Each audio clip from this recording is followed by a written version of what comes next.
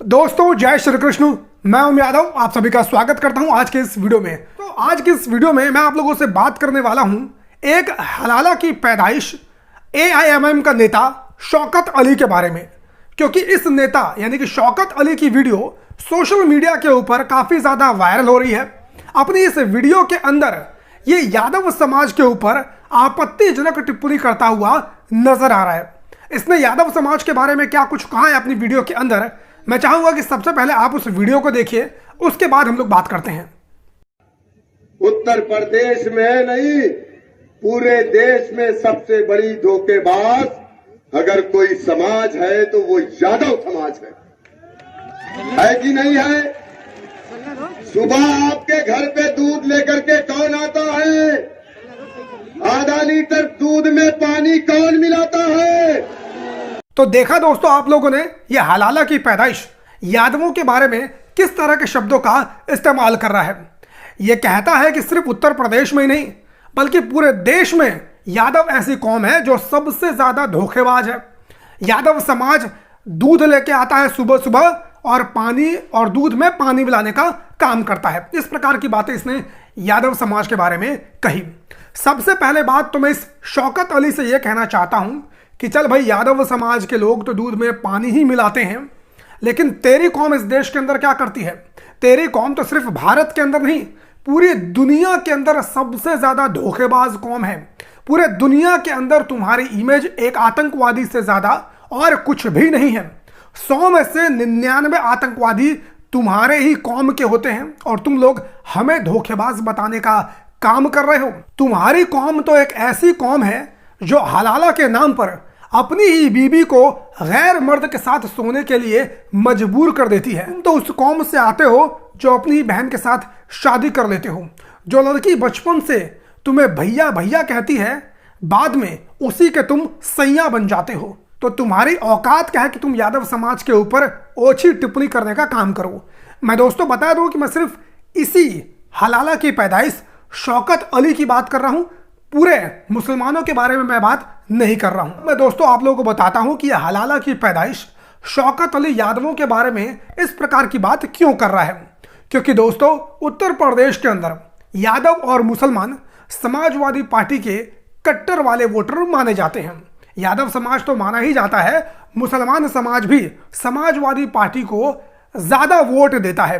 पिछले चुनाव में भी हमने देखा कि मुसलमानों ने भर भर के समाजवादी पार्टी को वोट दिया और यही चीज एआईएमआईएम से बर्दाश्त नहीं होती है।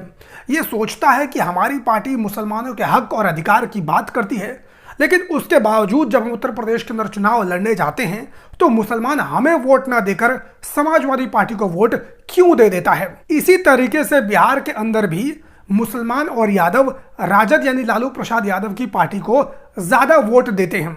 वहां पर भी एआईएमआईएम चुनाव लड़ती है, लेकिन वहां पर भी ज्यादा मुसलमानों का वोट राजद को ही मिलता है और यही चीज इन लोगों से बर्दाश्त नहीं होती है। इस तरह के बयान देकर ये मुसलमानों के अंदर यादवों के प्रति नफरत भरने का काम करना चाहते हैं, जिससे यादव समाज के लोग समाजवादी पार्टी से दूरी बना लें और एआईएमआईएम को वोट दें, जिससे एआईएमआईएम की राजनीतिक ताकत बढ़ जाए और इनके पास भी कुछ विधायक हो जाएं, जिसके वजह से समाजवादी पार्टी और तमाम विपक्षी पार्टियां इनको अपने साथ गठबंधन में शामिल कर लें।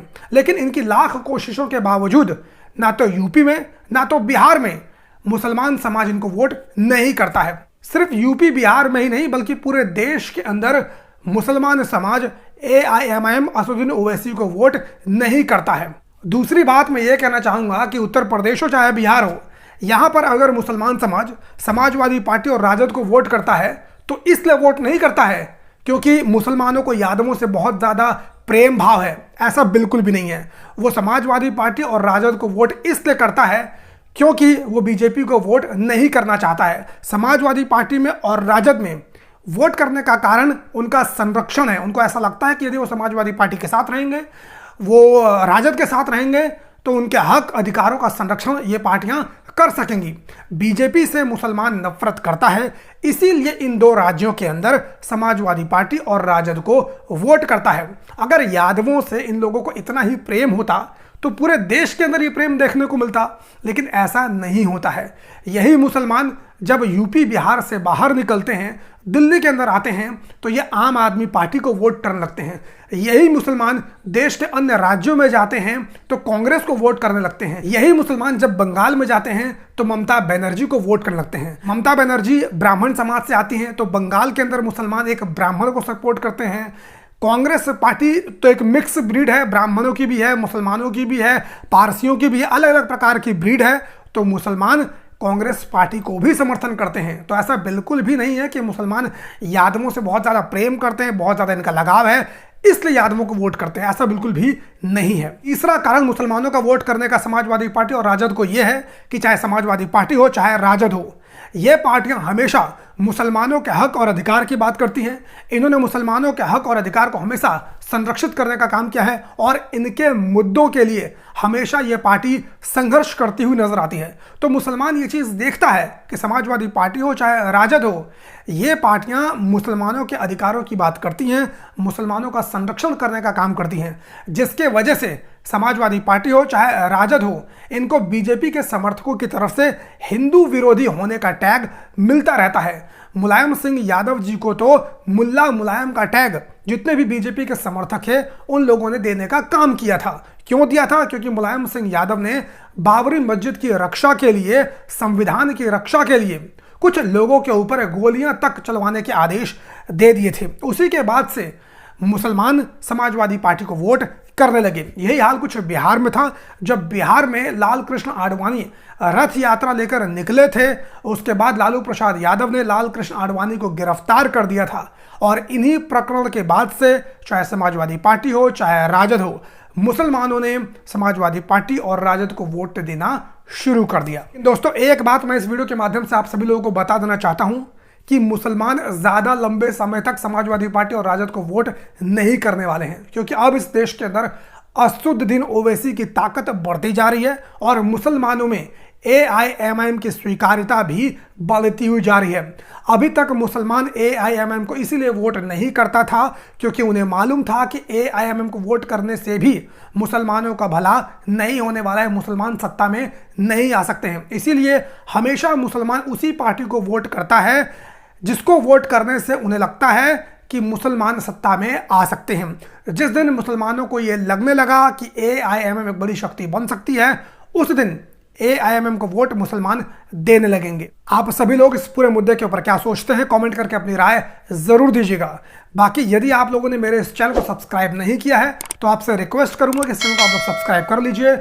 ट्विटर, फेसबुक, इंस्टाग्राम, इनके ऊपर भी मेरी आईडी आप सभी लोगों को मिल जाएगी। डिस्क्रिप्शन में इसका लिंक मैंने दिया है, आप सभी लोग यहाँ पर भी जाकर फॉलो कर सकते हैं। एक रिक्वेस्ट है कि इस वीडियो को आप लोग व्हाट्सएप ग्रुप्स में, फेसबुक, सोशल मीडिया के ग्रुप्स में प्लीज़ इसको शेयर करने का काम कीजिए। मुलाकात करता हूँ किसी और वीडियो में, तब तक के लिए बहुत बहुत धन्यवाद। जय हिंद।